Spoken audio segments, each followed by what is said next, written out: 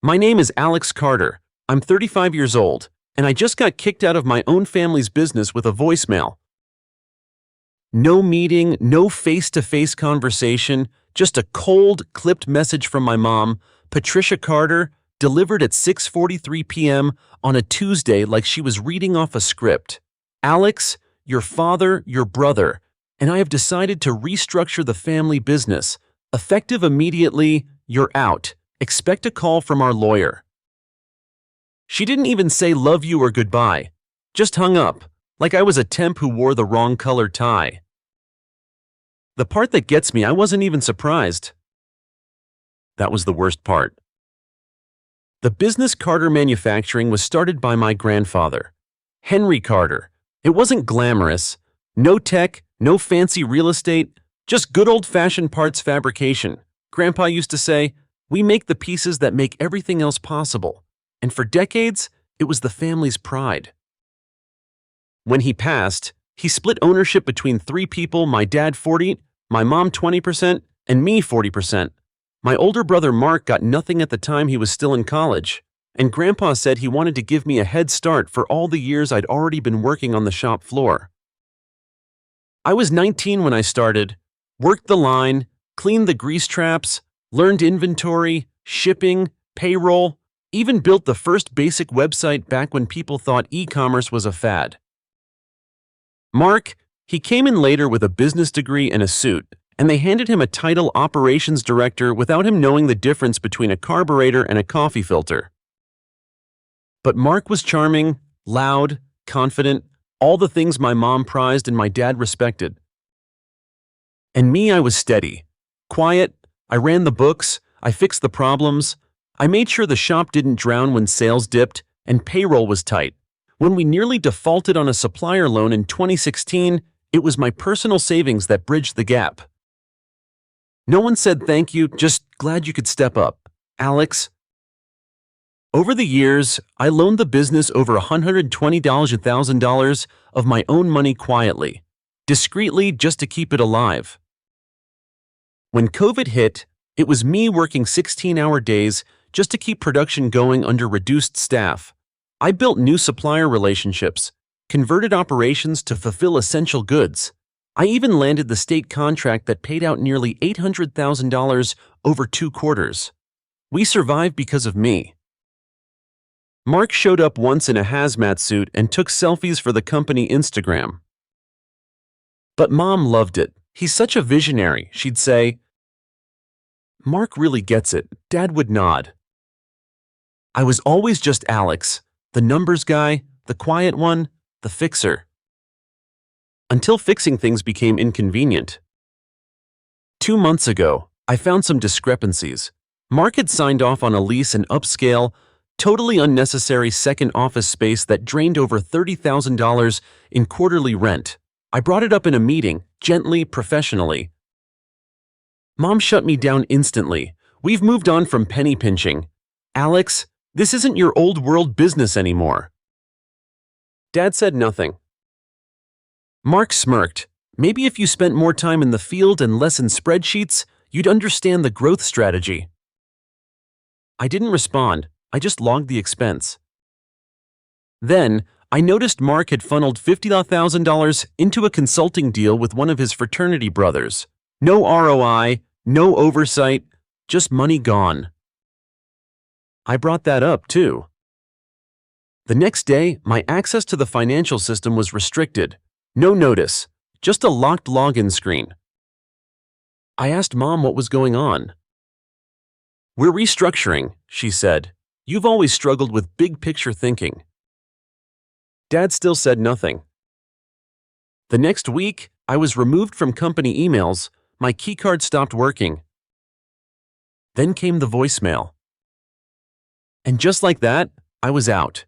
No buyout terms, no valuation discussion, just expect a call from our lawyer. So I did what they told me. I waited. For 2 days. Then, I called my own lawyer Daniel, a friend I'd known since high school, now a corporate attorney with a specialty in business partnerships. He looked at the paperwork, the ownership documents, the history. They can't kick you out without a buyout negotiation. Alex, he said, you own 40%. That's a controlling stake with your dad's and mom's combined shares, but you still have legal rights. I smiled, but it didn't reach my eyes. Because I wasn't angry. I was done. Done with the performative holiday invitations, the fake smiles, the years of unrecognized sacrifice. Done being the family ATM, the background character in the Mark and Patricia show. So I didn't argue. I didn't fight. I simply gave Daniel the green light to find a buyer.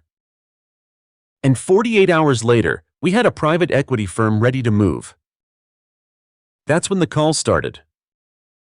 72 missed calls. Mark, Mom, even Dad who hadn't called me directly in 3 years. Voicemails.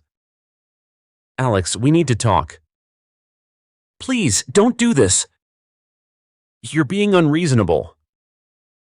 I listened to every one of them on mute, staring at the ceiling of my apartment, letting their voices bounce off the walls with no intention of answering. Then I played back the first voicemail again. You're out! And smiled.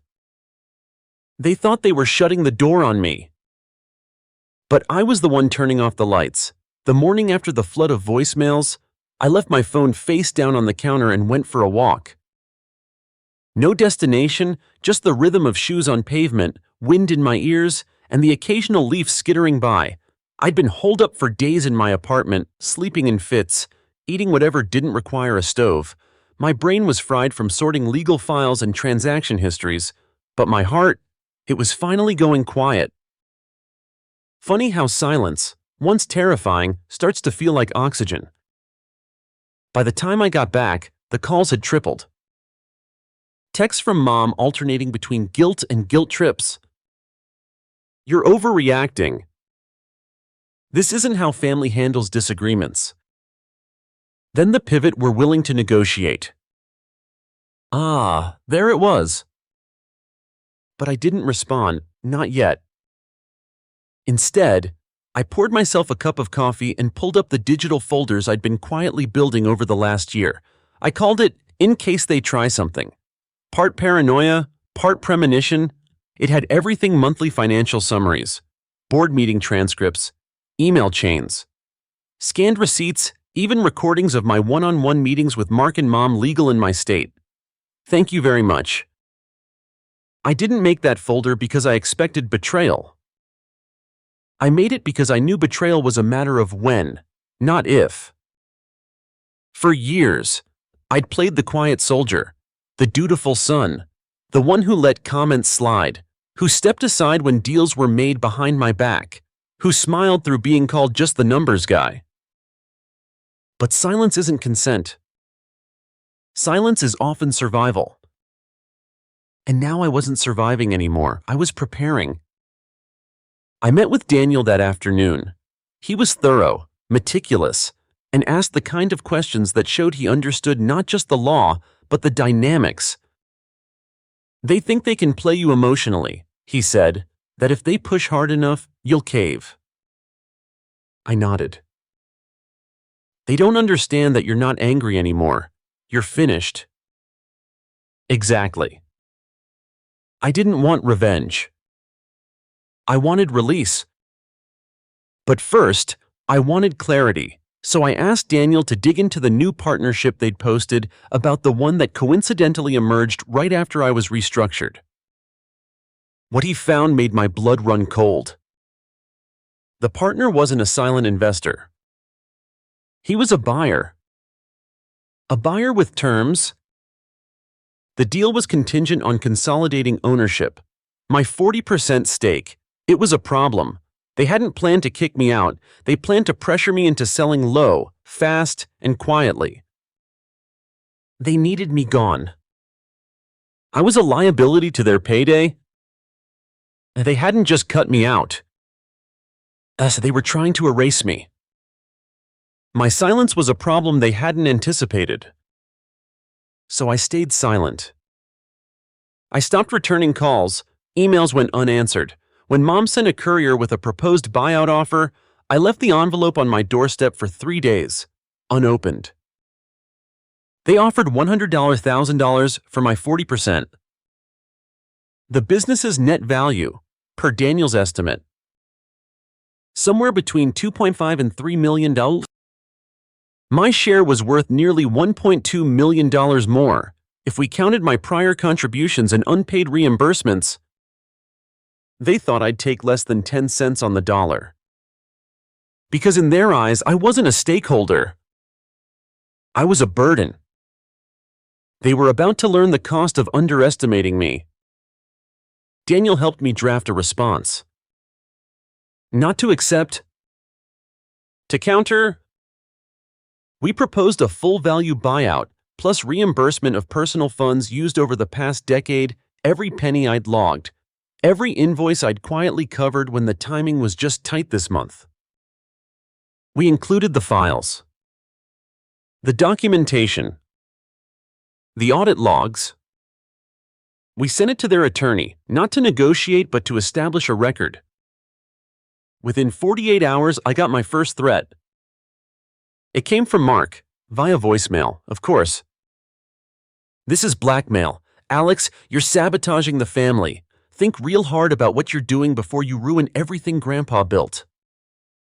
No anger in my response. Just another folder, threats and leverage. But the kicker. The next day, Mom showed up at my apartment, unannounced, at 9:17 a.m., holding a pie.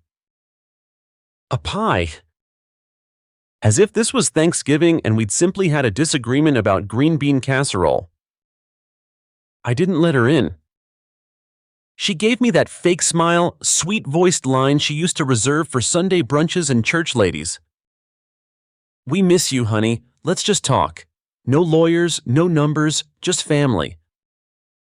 The same family who cut me out, lied to me, and tried to steal from me. Hard pass. I'm busy, I said through the door. You can leave the pie. She didn't. Instead, she left a handwritten letter on my doormat. 6 pages long, smelled faintly of lavender perfume and self-pity. I read it once, then scanned it into the emotional manipulation file. Daniel called later that night. He began drafting paperwork for my own proposed sale, not to them, but to a third-party firm, a buyer Daniel trusted, someone with the resources to hold them accountable, audit the books, and make them feel what it was like to have their legacy in someone else's hands. It was the opposite of what they expected. I wasn't just out. I was selling my chair at the table to someone who wasn't family. And I was doing it in silence. No anger, no yelling. Just strategy. Just numbers. Just me. They wanted to erase me. Instead, I became a ghost they couldn't stop running into.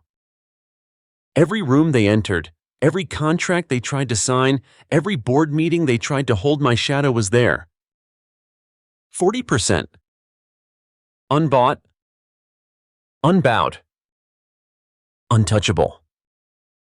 And just when they thought it couldn't get worse, it did.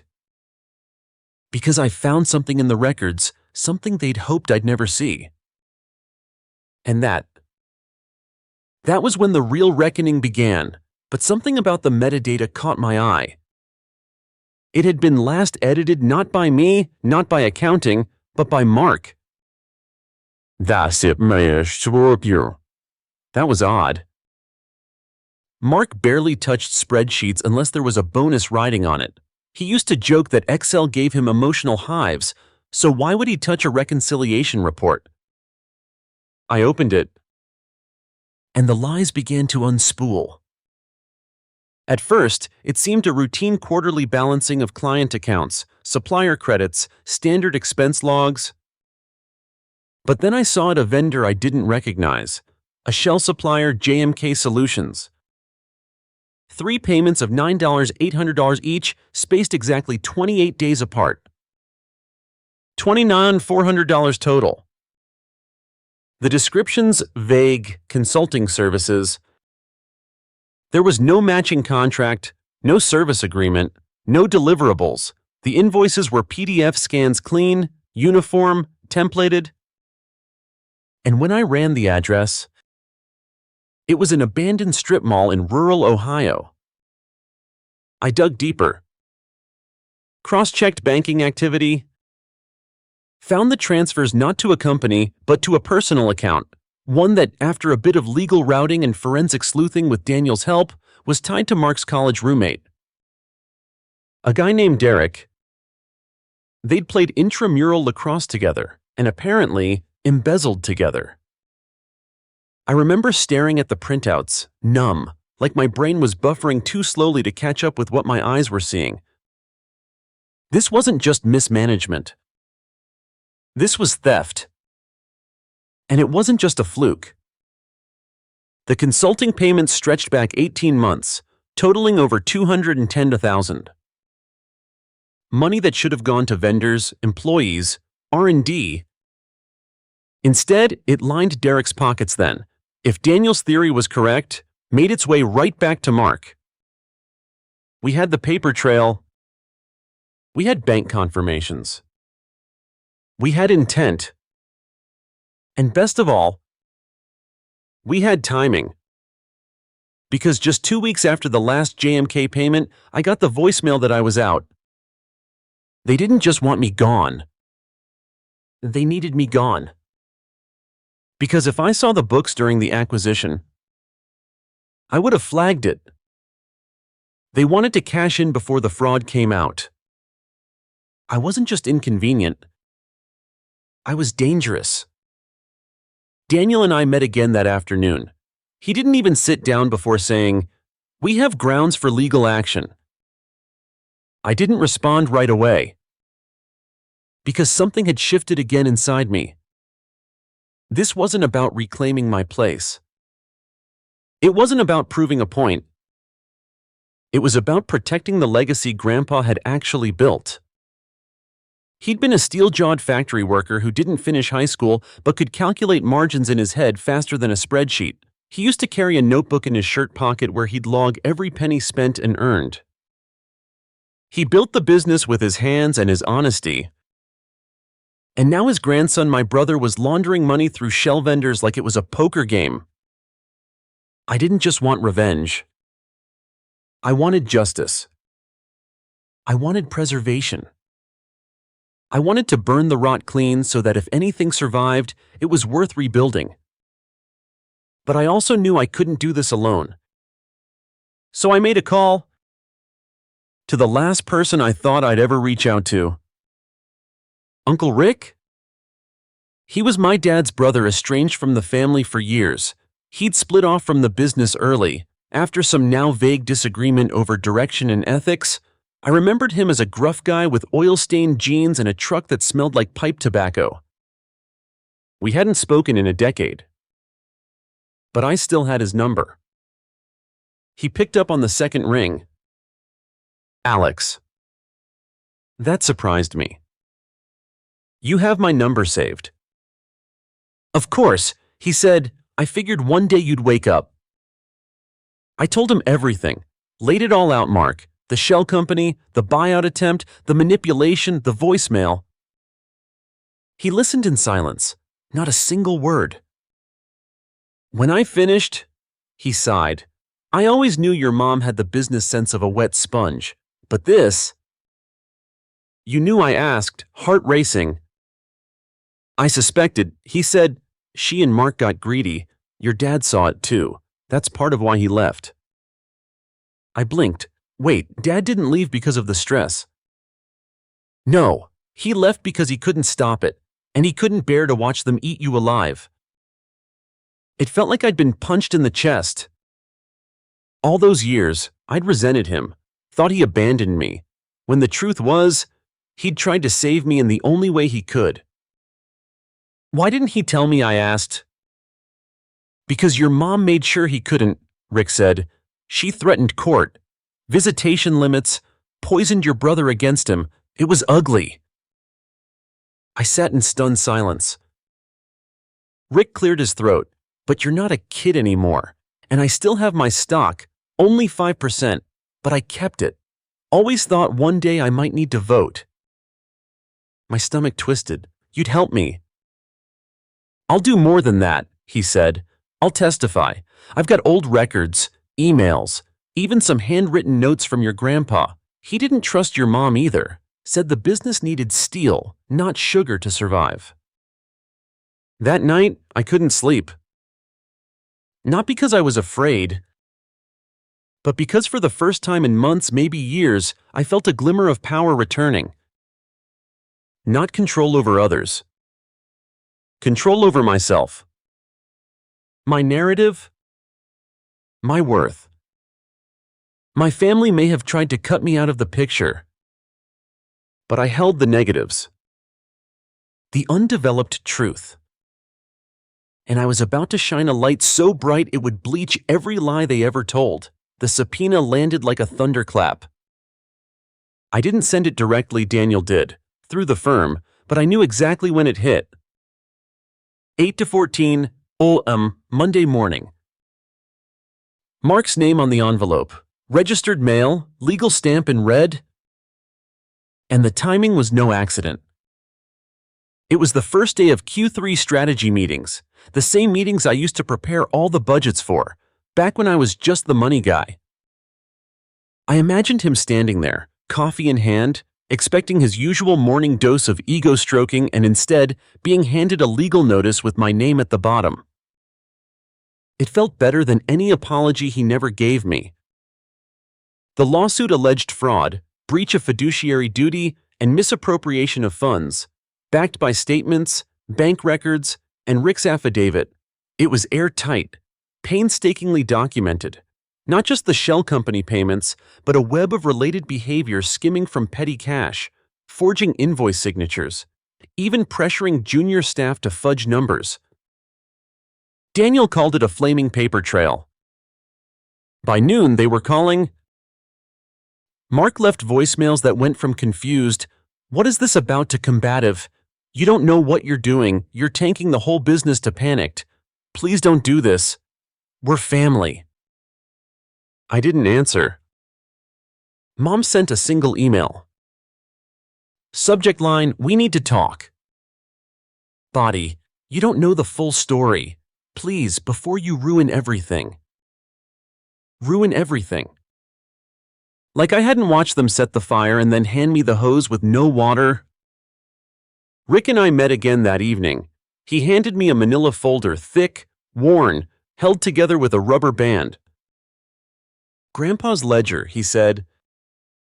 Inside were notes going back 30 years, every sale, every loan, and on the final page, a handwritten note.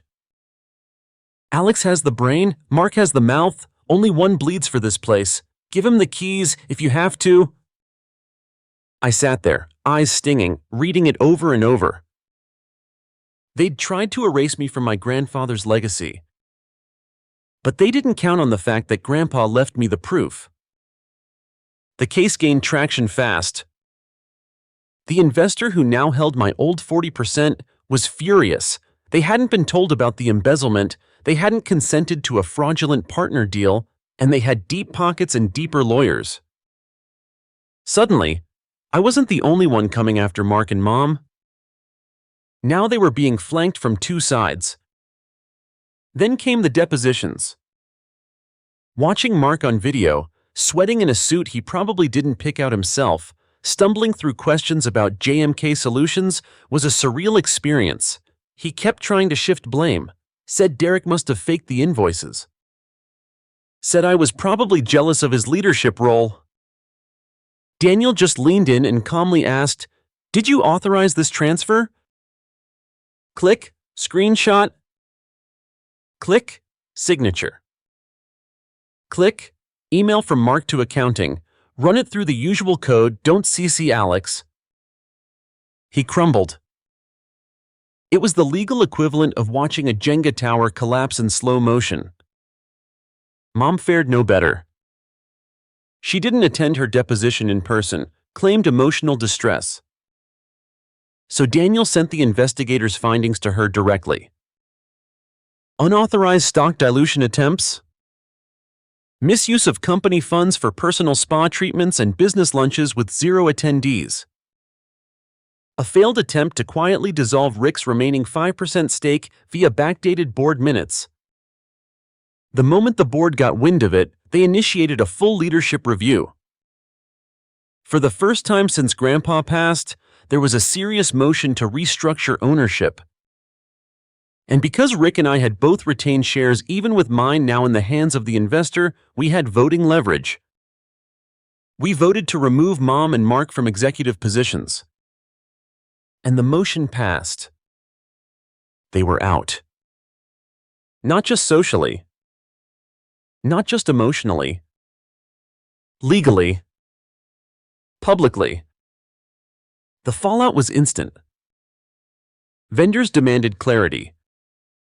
Clients suspended contracts. The press got wind, an anonymous tip, not me, I swear, leaked the story to a regional business blog. The headline read, "Family Feud Turns into Fraud Probe at Fletcher Industrial." I didn't smile when I read it.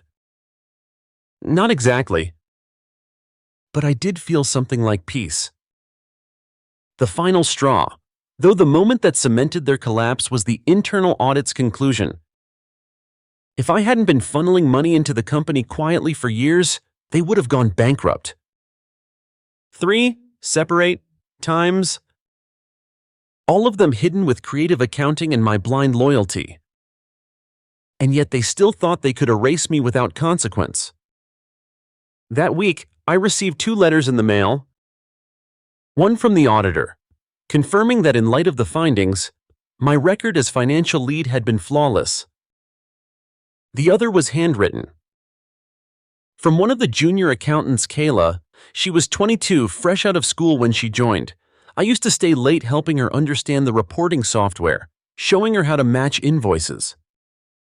She wrote, "You were the only one who treated me like I mattered. When they said you were out, we all knew something was wrong. I'm glad you're fighting back. Thank you." That one made me cry. Not out of grief. Out of release.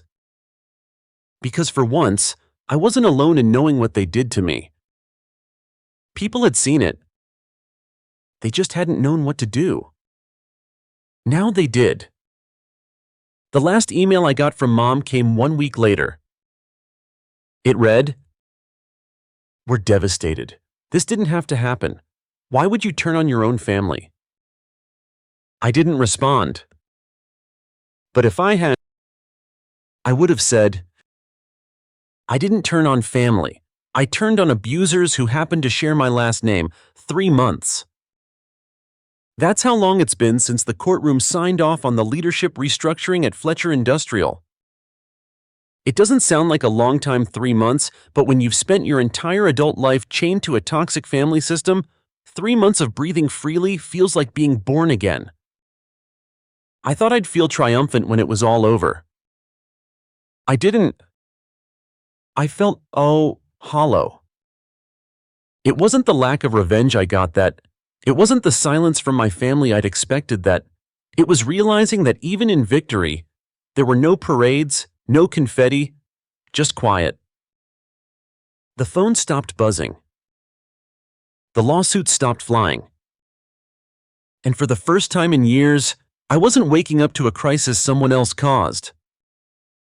What I woke up to instead was the silence of my apartment, the dust I hadn't noticed, the forgotten hobbies, the fact that I didn't even own a single framed photo that wasn't tied to work. My life had been Fletcher Industrial. Not just because of the work, but because for so long, I believed staying in that business meant staying in the family. If I left, they'd forget me. If I said no, they'd shut me out. So I stayed. Through missed birthdays, through maybe next year Christmases, through being the wallet, the fixer, the scapegoat, until I wasn't. And here's what nobody tells you about winning. When the fight ends, you still have to figure out who you are without the war. I started small. I got rid of the couch I bought on sale during a warehouse liquidation because it'll do for now. I donated clothes I only wore to board meetings where I wasn't allowed to speak. I cleaned out drawers stuffed with printouts, invoices, Post-its, tiny paper ghosts whispering, "Don't forget to follow up." Then I went for a walk. That sounds ridiculous, right? But I hadn't taken a walk in my neighborhood in over a year. I knew the square footage of every storage room at Fletcher Industrial, but I couldn't tell you what bloomed outside my building in spring. I started cooking, too. Not reheating, not protein bars or meal kits that came with labels like Power Fuel, cooking from scratch. The first thing I made was banana bread. Burnt the top, undercooked the middle. I laughed so hard I had to sit down. It felt good to fail at something that didn't cost me anything. I started therapy. It took me 3 tries to find someone I didn't resent within 5 minutes, but the third time worked. Her name is Gina. She doesn't sugarcoat anything. Our first session, I told her I'd just cut off my entire family. She didn't flinch. She said, "So you're finally parenting yourself?" That stuck with me. Because that's what this was, finally being the parent I didn't have. The one who says, "You deserve peace. You deserve boundaries. You don't have to earn love with sacrifice." That was the hardest part, letting go of the idea that if I just did more, gave more, fixed more, they'd eventually love me right.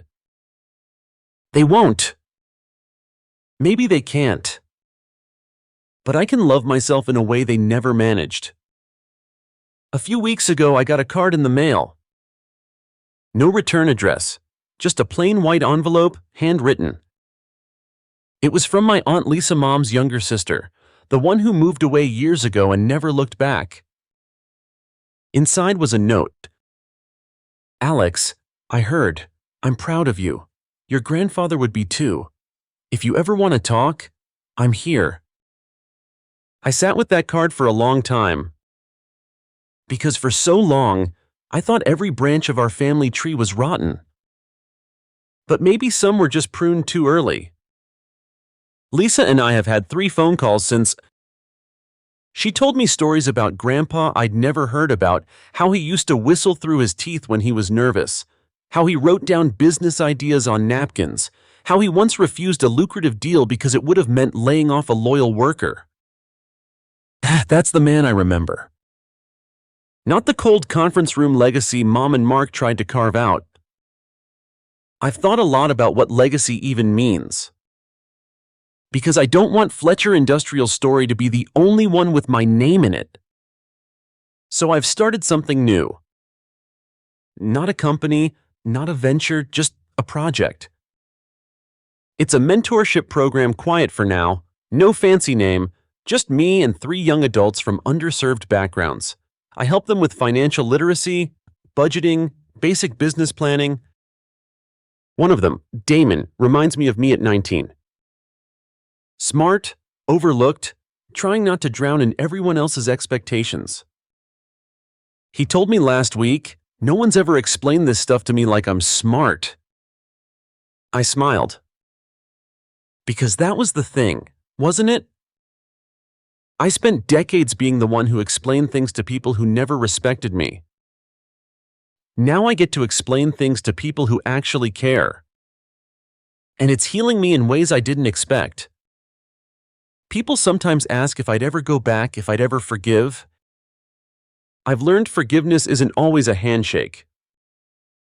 Sometimes, forgiveness is just letting go of the hope that the past could be different. I don't need an apology from Mark. I don't need Mom to understand what she did. What I needed, what I finally gave myself, was permission to stop waiting. So no, I'm not angry anymore. I'm just done. I spend Sundays at a local park now. I bring coffee, sometimes a sandwich, sometimes nothing at all. I sit on a bench under a tree and watch kids fly kites and people walk dogs. It's the smallest, quietest joy. And it's mine. No signatures needed. No percentage stake.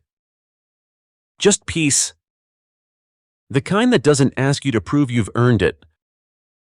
Just the kind that welcomes you home. Story 2. Thanks for being here with me today. I hope wherever you are, you're doing well. Feel free to drop a comment below. Let me know which city or country you're watching from and what time it is there. Now, let's begin our story together. The vibration of my phone broke the stillness of a quiet Tuesday morning. The sunlight was barely peeking through the blinds of my apartment, casting thin gold lines across the floor.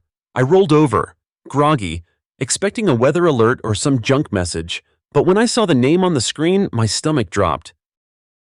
Mom. Even before I picked it up, I knew this wasn't a check-in, this wasn't love. It was pressure. Again. The call lasted just under 4 minutes, but it left an aftershock that echoed through the rest of my day. My parents wanted me to sell my home to save my older brother's failing business, the same brother who had never worked a day in his life without our parents paving the way for him, the same brother they always saw as the visionary. And me. I was just the backup plan. They didn't ask, they demanded. Sell the condo, Dad said bluntly, like I was just holding on to it out of spite. You don't even have kids. What do you need all that space for? Mom chimed in, her voice laced with artificial concern and guilt. Elliot needs your help. We're family. Noah. Family, that word had been twisted in my house to mean obedience. I was 31, I'd been on my own since college, built my career in design consulting from the ground up, saved every dollar, skipped vacations, budgeted carefully. My 2-bedroom condo wasn't luxury, it was my safety net, my anchor. Every piece of furniture, every framed photo, every chipped coffee mug meant something to me. I fought for this life. And now they wanted me to give it up. For him, Elliot was 35, charismatic, reckless, and financially cursed. He jumped from startup to startup, selling dreams he couldn't deliver. Every time he crashed and burned, our parents bailed him out. Loans, bailouts. One time, they even refinanced their retirement fund.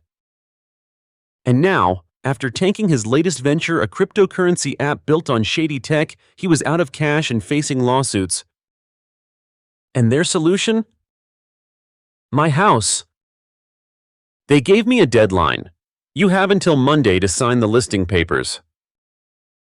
As if they already owned the place. That day, I sat on my balcony, staring out at the city I loved, heart pounding with confusion and rage. It wasn't just about the money, it was about what that money represented. Years of sacrifice, self-worth, freedom. I remembered being 17, working 2 jobs to afford college while Elliot partied his way through 3 majors and dropped out twice. I remembered birthdays where I got a book on budgeting and he got a new car. I thought I could earn their respect by being dependable. I thought if I just gave enough, they'd finally see me. Instead, they only saw a resource. I called my best friend, Ava. She'd known me since freshman year of college. She listened without interrupting, then said, Noah, if you sell that condo, it won't be the last thing they ask you to give up. They don't want your help, they want your sacrifice. That night, I didn't sleep much. I walked the halls of my apartment, trailing my fingers along the walls, the memories. Every part of this place was mine. Not just financially, but spiritually. It held my milestones, my failures, my independence. They couldn't have it. So, the next morning, I sent a group text to my parents. I won't sell my condo. I love you both, but I won't bankrupt my future to fix Elliot's mistakes. It was like lighting a match. My mom called me a minute later, crying. My dad called an hour later, shouting. And when I didn't budge, the final blow came via text from my father. You are no longer part of this family. Don't contact us again. I stared at the words for a long time. Then I put my phone down and breathed. It hurt, deeply, but beneath that pain was something else: relief. because saying no was hard. But being free? That was just the beginning. After the text from my father, the silence came fast and hard. No calls, no emails, not even a passive-aggressive Facebook comment from my mom. For the first time in years, my phone stayed still during the holidays. No invitations, no guilt-laced reminders, no demands, nothing. At first, it was almost a relief, like a storm had passed. But then came the aftershocks. Christmas came. I sat on my couch alone, a small tree twinkling in the corner. I made hot chocolate, watched old movies, tried to keep busy, but it was impossible not to feel the absence, the ache. I wasn't just mourning a family, I was mourning the idea of family. The one I'd always hoped mine could be. They made it clear I was out, not just from their lives but from their narrative. The family photo albums, the group texts, the carefully curated image of unity, I was scrubbed out like a mistake. And it hurt more than I expected. But strangely, the silence gave me space to think, to feel. For the first time, I wasn't tangled in their emergencies or guilt trips. I was alone with my thoughts and they were loud. So I got to work. I went to therapy, not once or twice, but every week. I found a counselor who specialized in adult family trauma. Dr. Keller, she was in her 60s, wore thick glasses, and didn't sugarcoat anything. Their love was conditional. She said bluntly during our second session, what they called family loyalty was control. I swallowed hard, but they're my parents.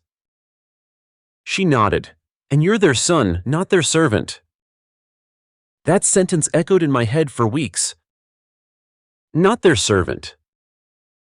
I began journaling, revisiting childhood memories, the time I got accepted into a state university and they barely acknowledged it because Elliot was launching his clothing brand, the time I broke my arm playing basketball and they left me at the ER because they had dinner with investors. All those moments I'd brushed off as normal suddenly felt like the red flags they always were. Ava stayed close during this time. She showed up with groceries, invited me to game nights, texted silly memes when she sensed I was spiraling. You don't owe them your ruin. Noah, she told me one night as we drank wine on her porch, you gave them decades. It's okay to give yourself the rest. In January, the cracks started showing. I got a message from an unknown number. Hey, it's Uncle Rob. Just wanted you to know things are bad. Elliot's in serious trouble. Your parents might lose the house. I blinked, rereading the message 3 times. Uncle Rob wasn't particularly close to me.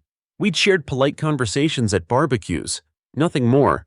But this message felt different, not a demand, a warning. Then another message came, this time from Elliot. I screwed up, I know I did, but I'm drowning. Man, they're freaking out. Can we talk? My first instinct was to delete it, but I didn't. I stared at it for a long time. The anger bubbled up fast. How convenient. Now that the safety net was gone, now that they'd exhausted every last lifeline, suddenly, I was useful again. Still, I was curious. So I asked Ava to come with me. We met Elliot at a coffee shop downtown. I didn't want to be alone for this. He looked like a shadow of himself. Bags under his eyes, clothes wrinkled. He hadn't shaved in days. I messed everything up, he said after a long pause. The investors are suing. Mom and Dad took out loans in their name. They're drowning because of me. I nodded but said nothing. He looked down at his hands. I didn't mean for this to happen. I thought I had something real this time. I leaned back. You had a dozen chances, and every time they bailed you out. I said no once, and they disowned me. He winced. You don't have to forgive me, he muttered, but you're the only one who ever told the truth. I should have listened. There was a long silence. I wasn't sure what I was supposed to feel. Pity, rage, relief. Maybe a bit of all three. I hope you figure it out, I said finally, standing, but I'm done being your solution. That meeting stayed with me. It didn't change the past, but it gave me closure. And it made the next chapter feel more solid. I started investing in my passions again. Art, travel. I took a solo trip to the Pacific Northwest, hiked through foggy forests, stood on cliffs overlooking the ocean and felt whole. In spring, I hosted a small gathering in my condo. Just friends, people who respected boundaries, who made me laugh. We ate pasta and played board games and didn't talk about money or guilt. Ava raised her glass at one point and said, "To chosen family." And we all clinked glasses. I was building something new, not perfect, but real. And as for my parents, they stayed silent. The messages stopped. The calls never came. But I heard through mutuals that they'd lost the house, that their credit was destroyed, that Elliot had declared bankruptcy. The empire they tried to protect by trying to dismantle mine had crumbled. And I didn't cheer. I didn't gloat. I just let it be. Because peace doesn't always come with closure. Sometimes it comes with choosing silence over chaos. And that's exactly what I chose. Spring melted into summer, and with it came the realization that my life, untangled from theirs, was finally mine to shape. But healing isn't linear. I still caught myself hesitating when my phone buzzed, expecting it to be my mom calling to guilt-trip me back into the fold. I still felt a twist in my chest when I saw siblings having brunch with their parents, laughing without fear. That ache never fully disappeared. But what replaced it was stronger stability. I started freelancing on the side, growing my business slowly but intentionally. I worked with startups, nonprofits, and local artists, people building from scratch, just like me. It felt good. Real. There were no expectations to be the hero, no manipulation wrapped in obligation, just clean transactions, honest conversations, and mutual respect. And yet, just when things felt solid again, a letter arrived. It came in a plain white envelope, no return address, just my name typed cleanly across the front. I opened it slowly, bracing myself.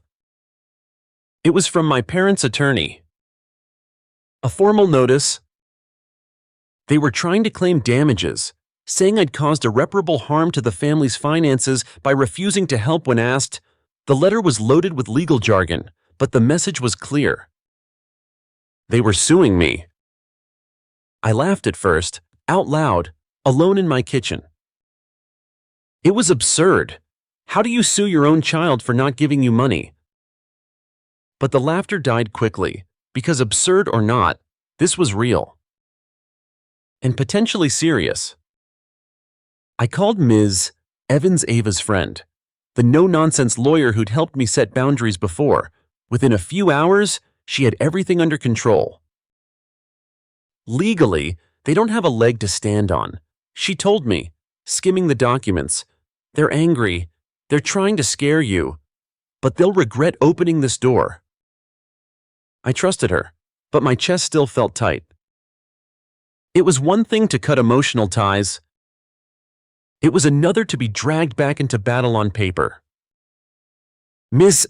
Evans did more than respond. She dug deeper. Within weeks, her team had uncovered financial documents, loan agreements, promissory notes, and even investor emails that implicated my parents in Elliot's fraudulent startup. They knew what he was doing, she said, laying the files out across her desk. They weren't just enabling it, they were complicit. That truth hit harder than I expected.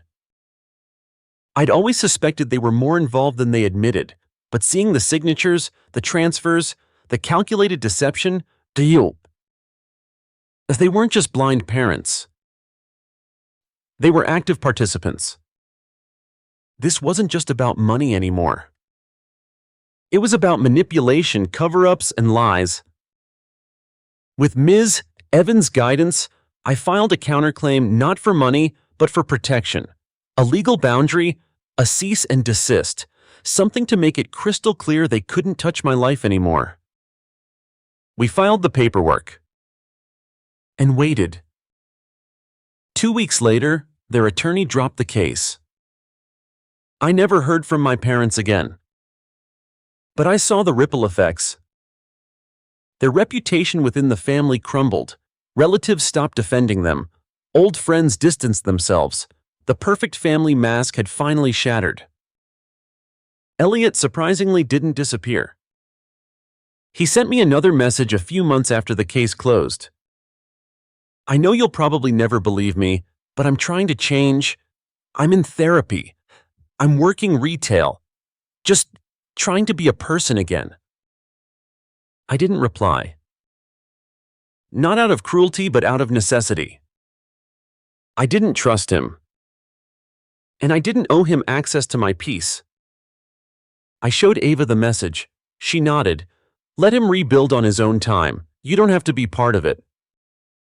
So I continued rebuilding my life. I started dating again, cautiously. Nothing serious at first, just coffee, conversation, and moments of unexpected connection. I got into hiking, something I'd never had time or energy for before. There was something freeing about being in the woods, miles from cell service, with nothing but trees and wind. No guilt. No history. Just the present. I also started writing.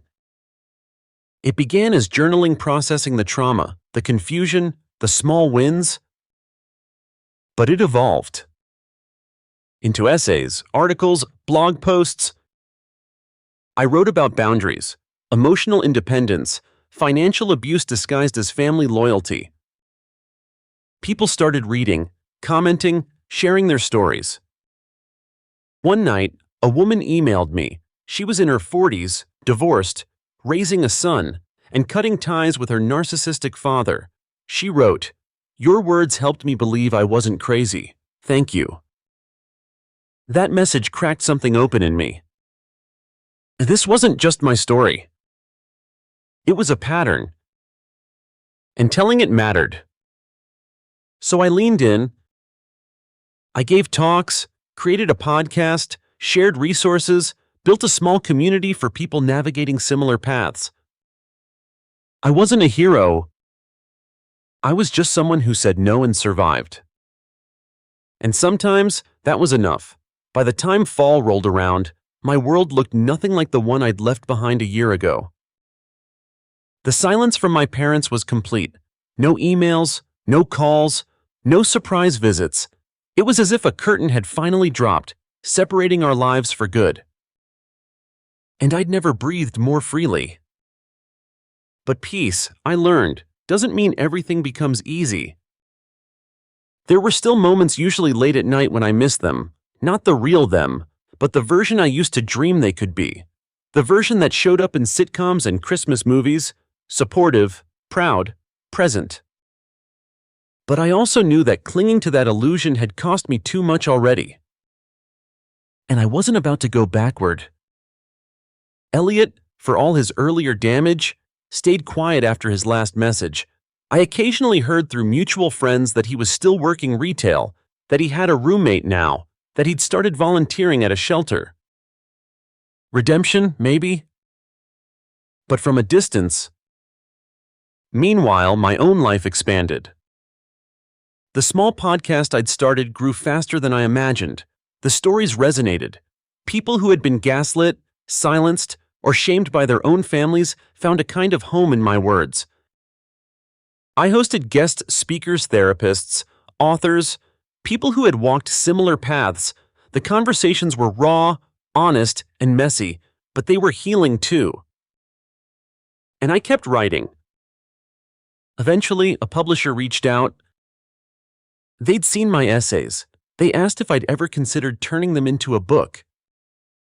I hadn't, but now I did. It took months, dozens of rewrites, and countless nights questioning if I had the right to tell a story so tangled and painful, but with Ava's encouragement and the support of my growing audience, I finished it. Boundaries Are Love launched the following spring. It didn't top bestseller lists, but it found its people. People like me? People tired of being told that family is everything while they bled themselves dry for relatives who gave nothing back. People who needed permission to walk away and stay away. The book opened doors I hadn't expected. I got invited to speak at community events, college panels, support groups. I stood in front of strangers and told them about the Thanksgiving I walked out, the lawsuit, the silence that followed. I watched their faces change, shocked at first, then nodding, understanding, seen. One woman cried and told me her parents had disowned her for refusing to co-sign a mortgage for her sister. A young man said he'd been the scapegoat for years and never knew what to call it until he heard my story. We weren't alone. And that mattered. Somewhere in the middle of all this, I fell in love. It wasn't loud or dramatic. It was slow, steady, and quiet. Her name was Lena. We met at a panel discussion. She was a social worker who specialized in family estrangement and re-entry counseling. We bonded over shared stories of chaos and survival. What started as friendship grew naturally into more. She didn't try to fix me. She just saw me. The first time she came to my house, she stood in the kitchen, running her hand along the countertop, and said, "You built this, and you didn't let them take it." It hit me harder than I expected. Validation from someone who knew the cost. One Sunday afternoon, as we sat on the porch sipping coffee, she asked, "Do you ever think you'll speak to them again?" I paused. The air was crisp, leaves falling like confetti around us. Sometimes, I admitted, not because I want them back, but because part of me still wonders if they ever felt regret. She nodded. "You're allowed to wonder. You're just not required to act on it." I smiled. That's what love sounded like to me now. Not obligation, not sacrifice. Just presence, honesty, kindness. The final piece of closure came in a way I didn't expect. My Uncle Rob, the one who had warned me early on, reached out. He asked if I'd be willing to meet, said he had something I might want to see. We met at a quiet diner outside the city. He was older, grayer, more tired than I remembered. After small talk, he slid a folder across the table. "It's letters," he said, "from your mom." I froze. She wrote them but never sent them.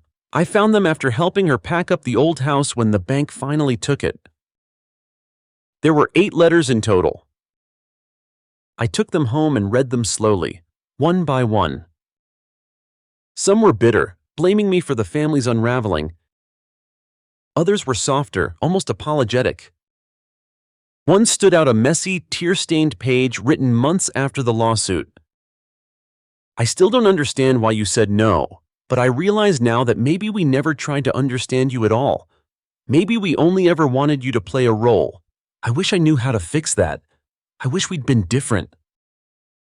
I cried reading that, not because it made everything okay, but because it showed she'd at least started to see me.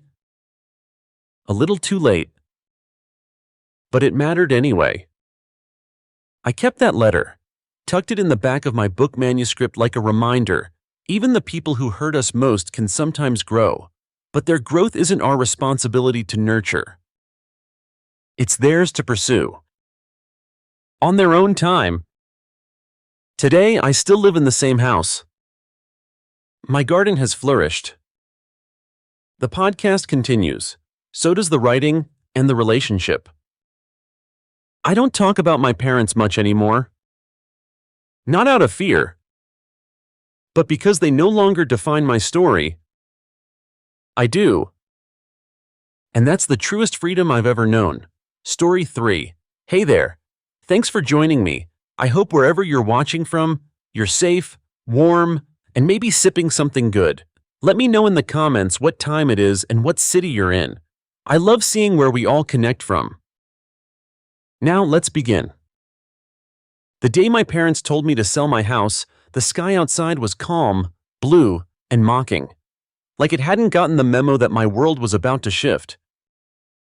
I was 36, comfortable, grounded.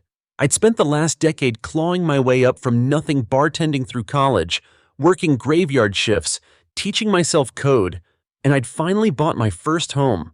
It was modest, quiet, with a wraparound porch that made me feel rich in a way no paycheck ever had. My phone buzzed that morning. Call from Mom. That name always stirred a cocktail of guilt, anxiety, and obligation. I let it go to voicemail. Then it rang again. And again. Until finally, I caved.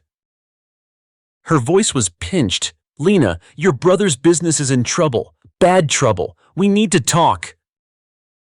The we was never good. We always meant me shouldering, sacrificing, fixing. That night, I sat in their living room, the same one I grew up in, with the same dusty couch, the same overpowering smell of lavender and regret. Across from me sat my parents, Victor and Marlene, former high school sweethearts turned professional guilt merchants. And then there was my brother Julian, their miracle child, their dreamer. He didn't look like a dreamer that night. He looked tired, jittery, hollow. "He needs help," Dad said, "a bridge loan." "We've done everything we can," Mom added, "and now it's your turn." I blinked. "How much?" Julian muttered a number that made my stomach drop. 6 figures, close to what I still owed on my house. They wanted me to sell it. Sell the home I'd built, my anchor, my proof that I could survive on my own. For family, they said. But I'd heard this story before, over and over. Julian's startup last year, I covered his rent. The year before that, I paid his credit cards. Every time it was supposed to be the last. Every time I was promised it would turn around. But it never did. I took a breath. No. The room went silent. "No," my mother repeated, like she didn't understand the word. "I'm not selling my house. I'm not refinancing. I won't bail him out again." Dad stood up slowly, voice cold. "Then you're not family." The words didn't come out loud. They came out quiet, sharp as broken glass. Mom followed with a whisper. "We raised you better than this." Julian wouldn't even look at me. I didn't cry, not then. I stood, I nodded, and I left. So that was the day my family disowned me. But it was also the day I reclaimed myself. The silence that followed was colder than winter. For the first week, I half expected someone to call, a voicemail, a message, maybe a text from Julian, angry or ashamed. I didn't know which, but there was nothing. Just quiet.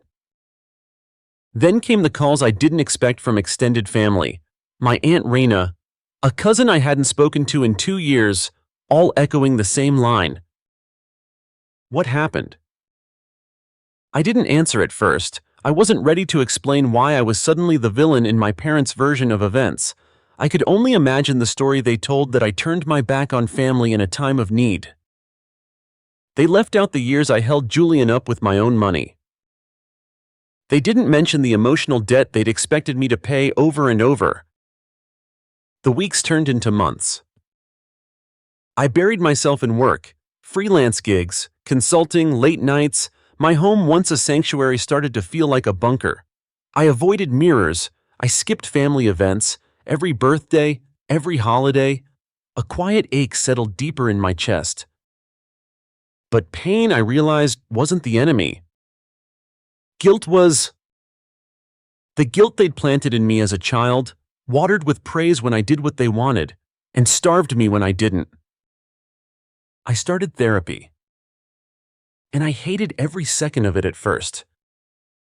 But my therapist, Nadia, didn't let me squirm away from the hard questions. "Why did you say yes for so long, Lena?" "Because if I didn't, they wouldn't love me." She nodded. "And what happened when you finally said no?" They stopped loving me. No, she said softly. They stopped pretending. That line sat in my chest for days. They stopped pretending. Julian's startup collapsed not long after. I saw the headlines quiet, buried under more pressing news. Midtown Tech Lab shuts down.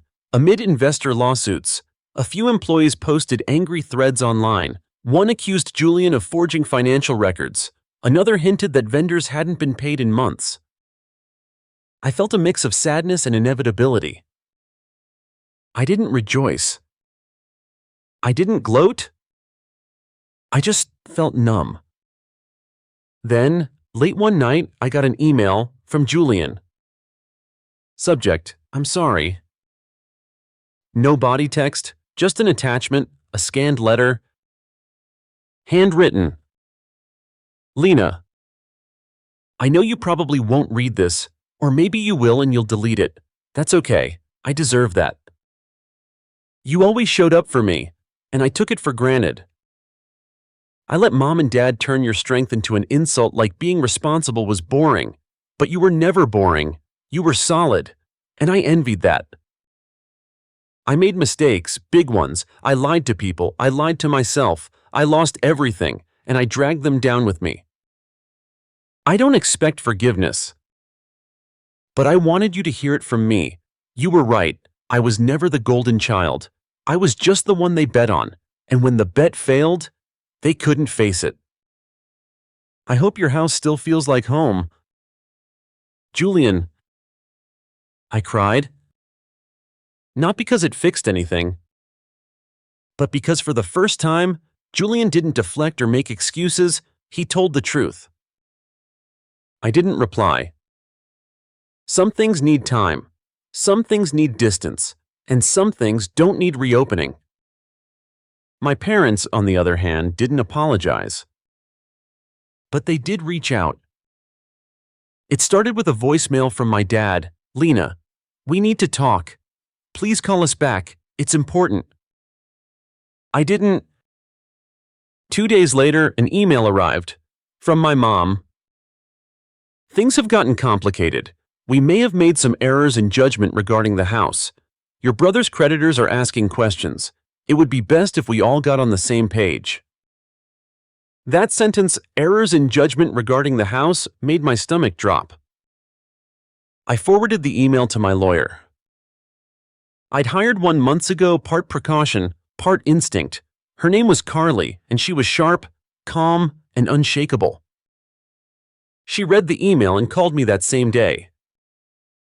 Lena, she said, I don't want to alarm you, but I think they may have tried to use your name on some paperwork related to Julian's business. What? Not legally, not yet, but there's language in some documents we found suggesting you were aware and supportive of certain financial decisions. I went cold. That's not just dishonest, Carly said. It's potentially criminal. If any investors think you were involved. I interrupted. I said no. I said it clearly. I believe you, she said, but we need proof. The next few weeks were chaos. Carly's team pulled financial records, emails, even pulled court filings. What they found was damning. My name had been referenced in pitch decks, letters to potential lenders, even one investment summary that listed me as a silent partner. It was a lie. A desperate, dangerous lie. I was furious, not just at Julian, at my parents. Because this wasn't just about money. It was about control. Even after I walked away, they were trying to use me, trying to cash in on my stability, my reputation, my refusal to self-destruct. Carly sent a formal cease and desist, a strongly worded letter, backed with threats of legal action. The response was almost instant. An apology, a withdrawal of all false documentation, and then silence again. But this time, it felt like peace. By fall, I found myself again. I started painting something I hadn't done since college. I hosted a small dinner party with close friends, laughed without checking my phone, walked through my neighborhood without bracing for disappointment. The house I almost gave up became my sanctuary once more. The porch swing, my favorite writing spot. The kitchen, a place for wine, dancing, and healing. And the garden I'd once planted in uncertainty, it bloomed. Like me, the hardest part about breaking free wasn't just saying no, it was learning to say yes. Yes to myself, yes to healing, yes to new beginnings without the weight of expectation.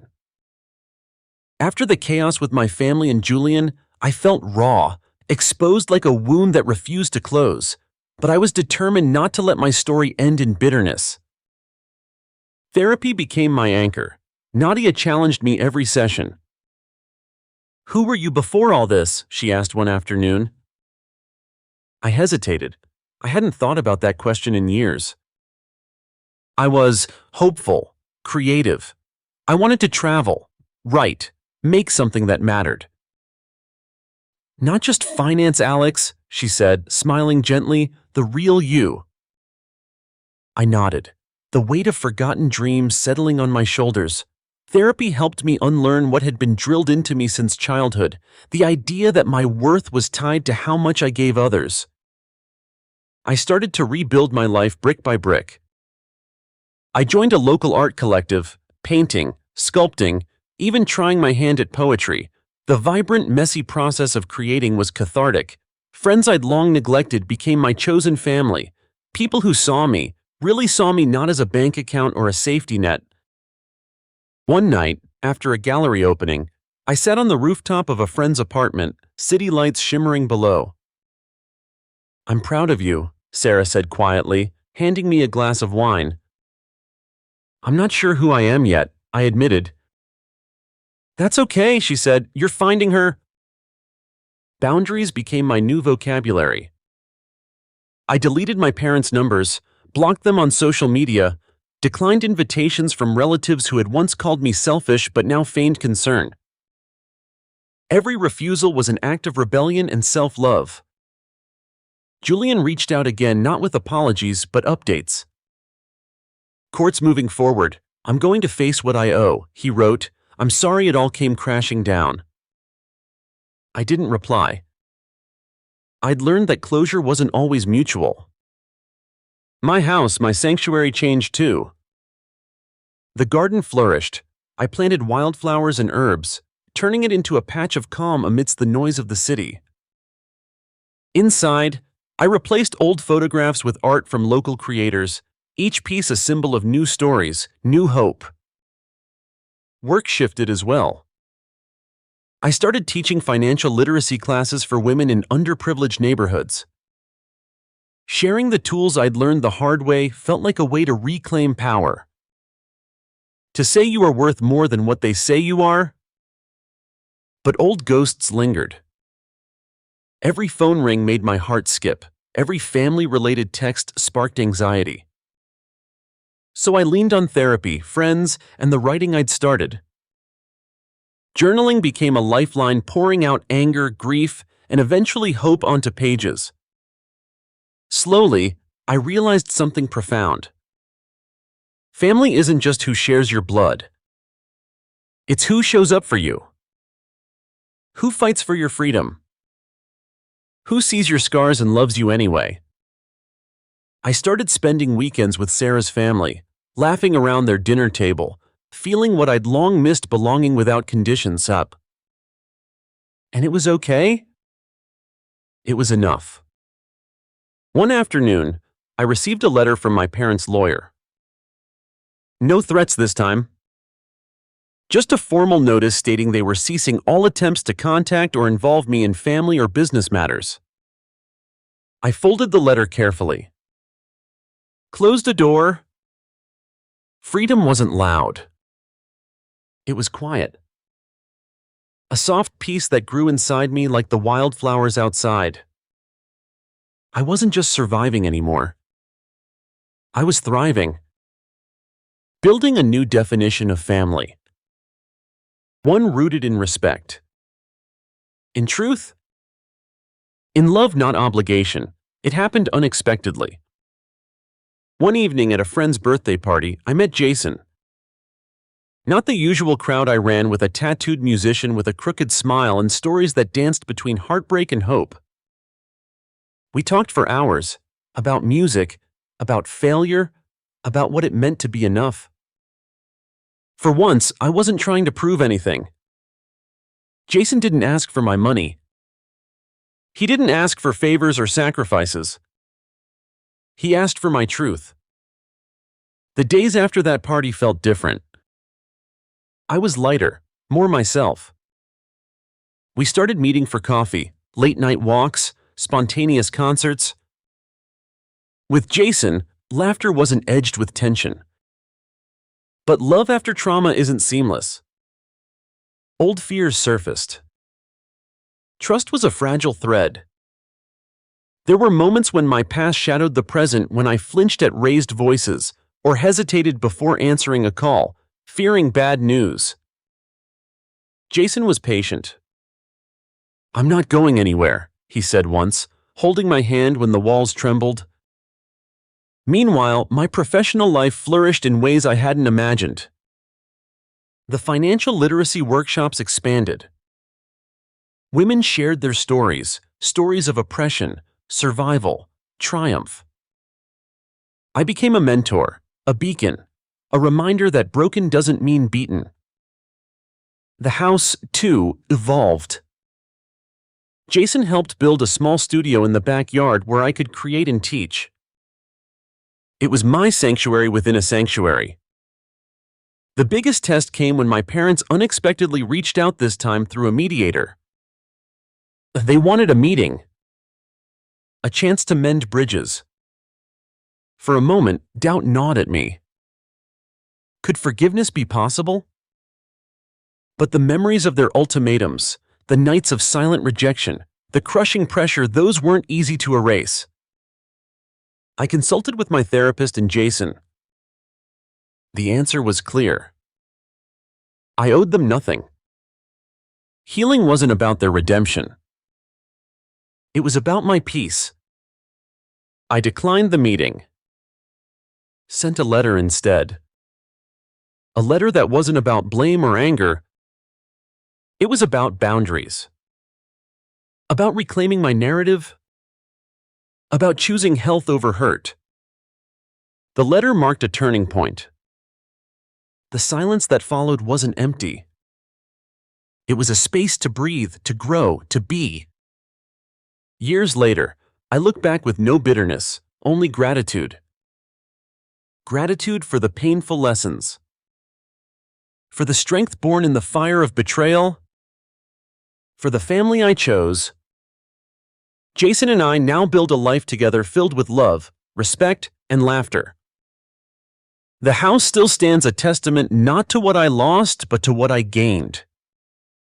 I share this story not to dwell on pain, but to offer hope.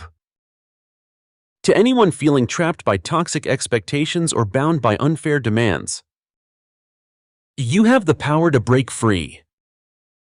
To set your own terms. To find your own wings. Thank you for being here with me. For reading, listening, and sharing in this journey. If you've ever faced something similar, please share your story in the comments. Let's create a space where brokenness meets healing and where no one walks alone. The silence that followed their furious outburst was heavier than any argument we'd ever had. Standing there, my heart pounding, I felt something shift inside me, a long-buried strength that whispered, "This is your line. Draw it and never look back." That night, I sat alone in my quiet house, the walls glowing softly under the dim lamps. No family photos hung on the walls here, no reminders of broken promises or faded hopes, just me, and for the first time in years, that was enough. The days turned into weeks, and the calls stopped. The texts, the emails, the guilt trips, they all vanished like smoke in the wind. I expected relief to wash over me, but instead, there was a hollow ache where my family had once lived in my heart, grief mixed with anger, loneliness with a fierce resolve. I sought therapy, not because I thought I was weak, but because I needed tools to understand the tangled mess of emotions I'd carried for so long. Sessions with a counselor became my sanctuary, a place to untangle the threads of favoritism, neglect, and expectation that had bound me for decades. During one session, I realized something crucial. I had spent my entire life trying to fit into a family mold that was never made for me, trying to be the son they wanted, the brother who sacrificed, the good one who never said no. But the truth was, I was enough exactly as I was, flaws, boundaries, and all. Friends like Sarah became my chosen family. Their love wasn't conditional on what I could provide or fix. They celebrated my victories, supported me through setbacks, and never once asked for more than I could give. Meanwhile, news trickled in about my parents and Mark. The lavish lifestyle they'd built on my back and their own recklessness began to crumble. The second mortgage on their house was foreclosed. The creditors closed in on Mark's failed startup. Rumors of legal trouble swirled. Their social circle, once so eager to praise the golden sun, turned cold and distant. I felt no joy in their downfall, only a profound sadness for a family I never really had, and the years lost to hope and heartbreak. But I also felt peace that comes from walking away with my dignity intact. My house, once just a building, transformed into a sanctuary filled with quiet strength. I planted flowers in the garden, filled the rooms with laughter and music, and finally allowed myself to dream on my own terms. Sometimes, late at night, I still feel the ache of absence, the family I wished for, the love I never received, but I also feel the fierce glow of self-respect and the freedom of choosing who I let into my life. If there's one thing I want you to take from my story, it's this: family isn't always who you're born to. Family is who stands by you, respects you, and loves you without conditions. Setting boundaries can feel like burning bridges, but sometimes those fires clear the path to something better.